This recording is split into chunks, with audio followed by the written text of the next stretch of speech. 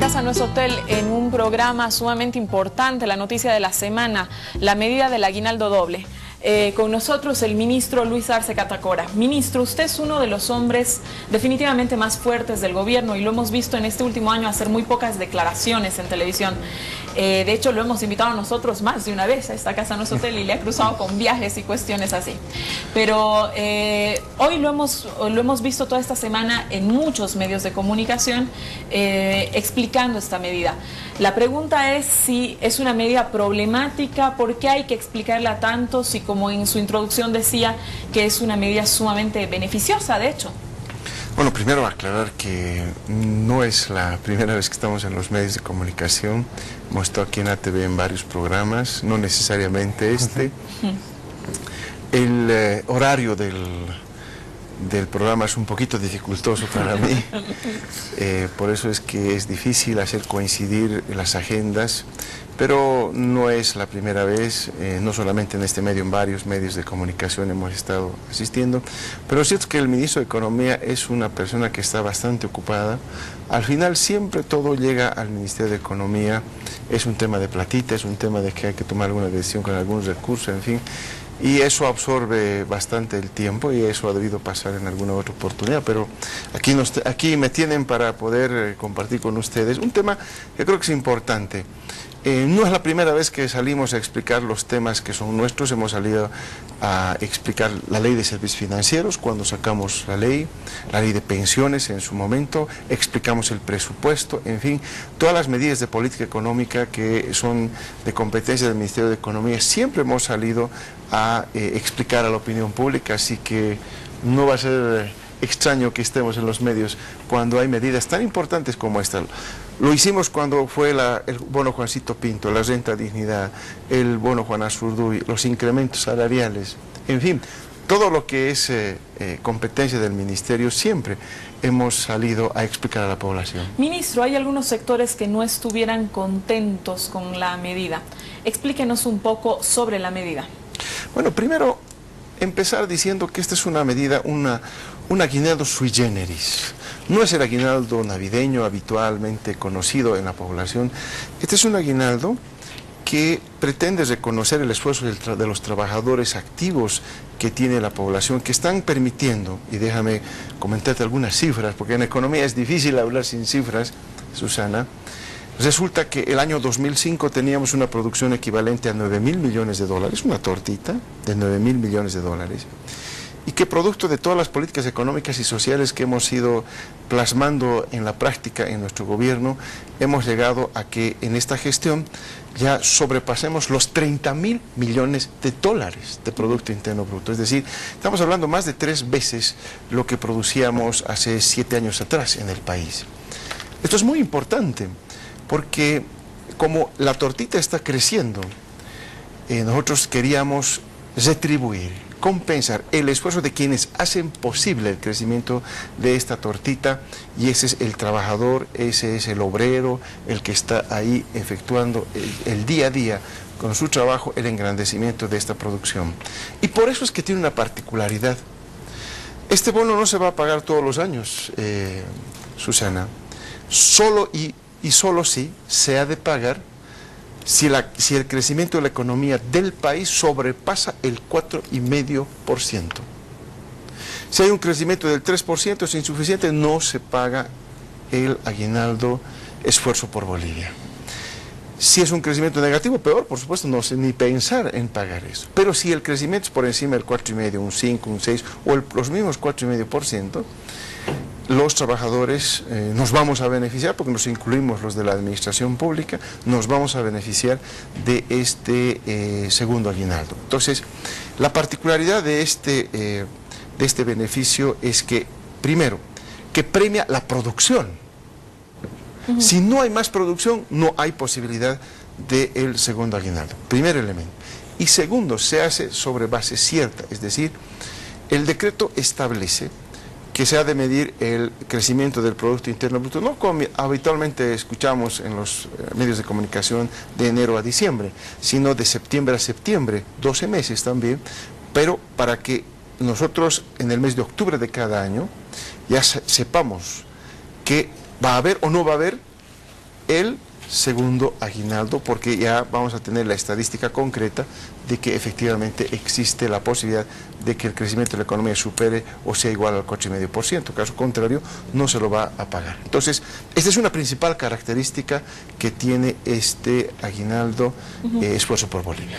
Manuel, ¿qué opinión te merece que la medida haya salido a estas alturas del año? Nos encontramos a finales de noviembre. Claro, es muy interesante y hay que agradecer al ministro que después de toda la maratónica semana venga al programa, porque yo creo que las cuestiones son importantes. La primera, me parece como sensato anticiparse a si se tiene un crecimiento menor al 4,5, dejar de pagarlo. Ahora, eso seguro que va a ser un problema para la siguiente administración, porque en la medida que se siga creciendo, me imagino que la ciudadanía o los trabajadores lo percibirán como un derecho adquirido y va a hacer falta una labor pedagógica muy importante en el momento que el crecimiento no cumpla ese umbral, ¿no? Eso va a ser un problema seguro para una administración futura, la que no crezca más del 4,5, porque como explica el ministro, esta no lo es, ni la perspectiva del próximo año. Ahora,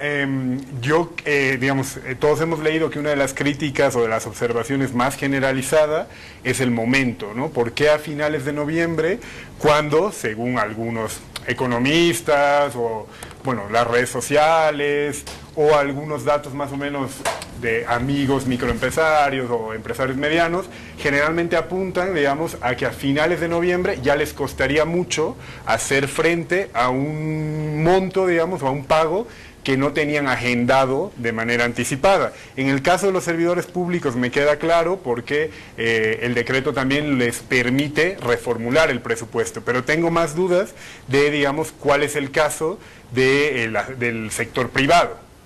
Sobre eso, ministro, por favor, ¿a quién beneficia exactamente la medida y por qué se decreta esto a estas alturas del año? Bueno, es muy sencillo explicar el periodo, ¿verdad?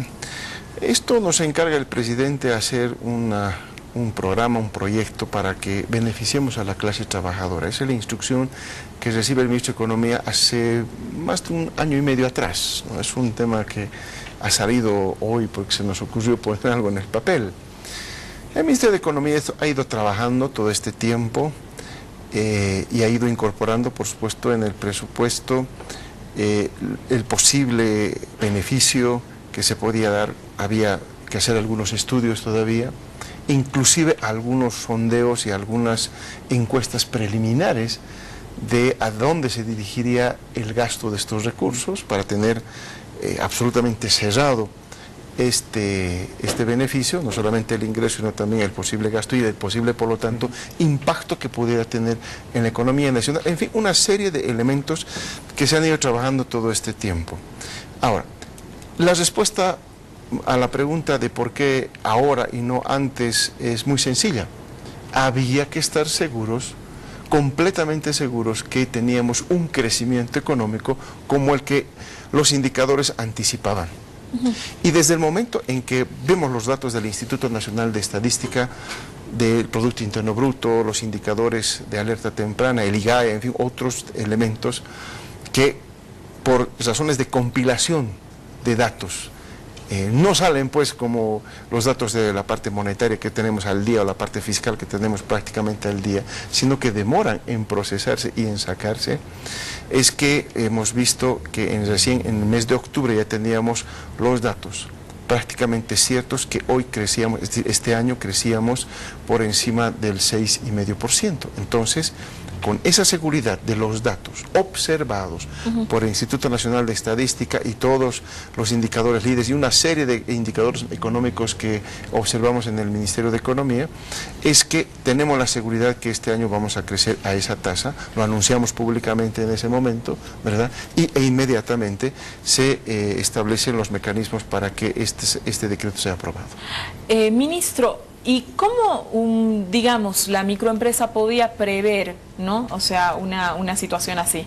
Porque yo entiendo que, bueno, el decreto pueda hacer una modificación presupuestaria dentro de la administración pública. Pero ¿qué pasa con aquellos sectores que no son la banca, tampoco son la administración pública, son microempresarios, pues, y que no han previsto un aguinaldo a trabajadores que en el caso de la microempresa no son demasiados. Pero no es solamente una afectación de la falta de previsión en los microempresarios, también en los grandes empresarios, también en las gobernaciones, en los municipios, en las universidades, porque no estaba previsto, no estaba aprobado. Es más, cuando nosotros enviamos las directrices de presupuesto para la gestión 2004, lo hacemos en el mes de agosto de este año, donde tampoco estaba definido el dato, como les digo, que hemos obtenido en el mes de octubre, por cuestiones de compilación, como les he explicado. Por lo tanto, nadie tenía la bolita de cristal para poder decir que esto iba a ser efectivo, esta gestión. Por lo tanto, no hay que echar la culpa ni al privado ni al sector público de que haya habido la falta de previsión. Lo que debe quedar claro es que cuando ya se tiene un estudio previo donde se establece este aguinaldo, el segundo aguinaldo Esfuerzo por Bolivia, nosotros incorporamos ahí ya desde el mes de octubre todas las herramientas para que se vaya a llevar adelante, porque si no, ¿cuándo lo vamos a hacer? Si no lo llevamos si lo hacíamos el próximo año, ¿qué hubiera pasado? Yo les pregunto, Susana, Manuel, ¿qué hubiera pensado la población? Lo que hoy los políticos de oposición han estado diciendo, este es un aguinaldo electoral, y claramente en un año electoral poner una medida de ese tipo, uno no tiene ningún argumento como para poder decir no, esto es, como nosotros decimos ahora con mucha claridad, que este es parte del proceso de profundización de la distribución del ingreso, porque este modelo económico se basa en la generación de excedente en base a los recursos naturales, se distribuye, ¿no?, hacia la manufactura, hacia la construcción de la Bolivia industrializada y hacia la resolución de los problemas sociales, pero sobre todo tiene el mecanismo redistributivo desde el 2006 con las medidas que hemos anunciado, bueno, Juancito Pinto, etcétera, ¿verdad? Que este aguinaldo, este segundo aguinaldo, forma parte del arsenal de instrumentos de redistribución del ingreso que venimos implementando. Nadie nos hubiera creído, ¿verdad?, si lo lanzábamos el próximo año, que esta medida hubiese sido eminentemente económica, social, antes que política electoral. Ministro. Si me permites, en realidad es más que todo una pregunta. Claro, en ningún caso arrancarle algo a la patronal es una cosa sencilla, ¿no? Me imagino que las quejas, no sé, cuando se regularon 8 horas de trabajo, cuando se reguló por primera vez un aguinaldo, siempre son las mismas. Pone en peligro la estabilidad económica, la productividad se va a la basura. O sea, en ese sentido, digamos, no me parece que las observaciones de los empresarios, o por lo menos de la jerarquía empresarial, digan nada nuevo. Siempre se van a oponer a cualquier intento de redistribución, digamos, de los recursos. Pero yo le quería preguntar, porque usted ha dicho, digamos, en una entrevista en La Razón, que las utilidades de las empresas iban por más de 4.000 millones, ahora ha citado el PIB, digamos, y estadísticas como macro. ¿No contemplaron ustedes la posibilidad de que hayan mecanismos diferenciados de aplicación? Es decir, con toda la base de datos que tienen ustedes, digamos, ciertas empresas con un umbral de utilidades o cierto, digamos, estabilidad tal, esas sí pagan el segundo aguinaldo, y otras más precarias, más nuevas, que han, digamos, abierto este año recurriendo a créditos, esas quedarían exentas. ¿Se ha establecido algún tipo de mecanismo diferenciado? Bueno, la estratificación y la diferenciación, la clasificación, siempre conlleva una dificultad. Y la dificultad es que no necesariamente, ¿verdad?, se va a transparentar, se va a decir la verdad. Si decimos, por ejemplo, las empresas que generan utilidades en un 10% o el tamaño de la empresa, ¿qué va a hacer el empresario por no pagar ese beneficio? Va a tomar medidas para achicar el patrimonio, para no tener la ganancia adecuada. Pero a estas alturas... como en este momento, ¿verdad?, sucede todavía, ya que estamos resolviendo eso con varias medidas que estamos adoptando, pero todavía existe, y lo decimos con claridad, la doble contabilidad de parte de las empresas privadas. Entonces siempre existe, ¿verdad?, la forma de evadir las cosas. Entonces, evidentemente sería muy interesante si es que hubiera la responsabilidad por parte del sector privado de transparentar adecuadamente, dar una señal muy muy clara de lo que tienen. Así uno podría con mucha más tranquilidad hacerlo. Pero no hay ¿no? El pequeño empresario empieza por evadir impuestos, empieza por evadir al servicio de impuestos, a la aduana nacional, ¿verdad? No cumple sus obligaciones con las AFPs muchas veces, ¿no ve?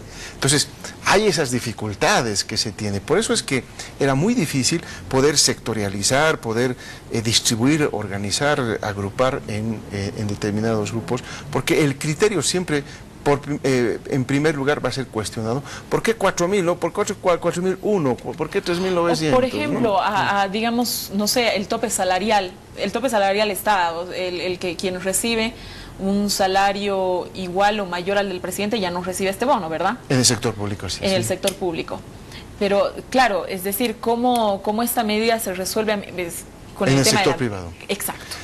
Ese es un tema muy complicado de hacerlo cuando uno le da al sector privado la posibilidad de que pueda utilizar una gambeta mejor que Messi, ¿verdad?, para poder evadir estas obligaciones, esta vez con los trabajadores. Entonces lo hemos visto, que evaden AFPs, evaden impuestos, al Estado siempre se le trata de burlar, y lo que no queríamos era que el trabajador se sienta burlado, porque de pronto si nos sacábamos la medida estratificando para unos sí, para otros no, ¿verdad?, todos iban a procurar estar en los empresarios estoy hablando, iban a tratar de estar en este otro sector para no pagar. Y entonces ahí el trabajador con justa razón podía decir, oiga, pero yo participo en el crecimiento de la economía, yo aporto en el Producto Interno Bruto, ¿verdad? Y no se me está dando porque este empresario me está mostrando esta utilidad, este producto. Entonces, claro, hay una dificultad. Yo lo entiendo y en operativa. Todo caso, es un rasgo característico, digamos, sobre todo con la economía informal, intentar, digamos, tomar el pelo con las cuentas. Pero yo, digamos, me preguntaba un poco lo que le decía Susana, a estas alturas, con las estadísticas que se tienen, porque, digamos, el que ya te ha engañado a lo largo del año, no pagando FPs, no pagando tal, probablemente intente también engañarte ahora, con el segundo aguinaldo. Y en la entrevista en La Razón, digamos, usted decía que ya estaban perfeccionando un mecanismo que para recurrir a un crédito, antes tenías que mostrar tu boleta del SIN, que habías pagado impuestos. Entonces, a partir de ahí es que nacía mi cuestión, digamos, si hay, sin duda alguna, un porcentaje todavía menor de datos fiables que se tienen sobre empresas, yo por eso pensaba la oportunidad de solo, digamos, cargar sobre ellas. Entiendo bien lo que dice, el porcentaje de, digamos, de los que pueden esquivártela son muy grandes y seguramente se perfeccionarían en los años, pero, digamos, se ha contemplado la posibilidad de, sobre todo, yo te digo por dos casos particulares, amigos que han pedido un crédito en marzo, que tienen todo pagado, el SIN, no sé qué, y que ahora tienen ese desafío, digamos, ¿no? Es decir, tengo que hacer frente al aguinaldo, tal, y ahí me quedaba yo un poco sin argumento, ¿sabes? Como el argumento macro, yo lo entiendo muy bien, entiendo que las críticas de la patronal no importan demasiado porque van a ser así en cualquier lado, pero me quedaba un poco cojo a la hora de pensar o por qué no se había contemplado esa franja. Una precisión ahí. Nosotros hemos adoptado ya ese mecanismo de que cualquier crédito que realice el sistema financiero tiene que estar basado en los cálculos de los estados financieros que se hayan presentado al Servicio de Impuestos Nacionales, ¿verdad? Pero lo cierto también es que hay un periodo de adecuación hasta el mes de abril, todavía hasta el mes de abril del próximo año, todavía hay cierta flexibilidad en este tema. A partir del mes de abril del próximo año ya no hay. Entonces, lamentablemente, ¿verdad?, por este factor de flexibilidad, no podíamos inmediatamente tener la información para aplicar algo. Recién en abril del próximo año. De abril del próximo año ya es inevitable. Hasta ahora es flexible, ¿no? Gracias, ministro. Quédese usted con nosotros en esta casa, no es hotel, hablando con el ministro.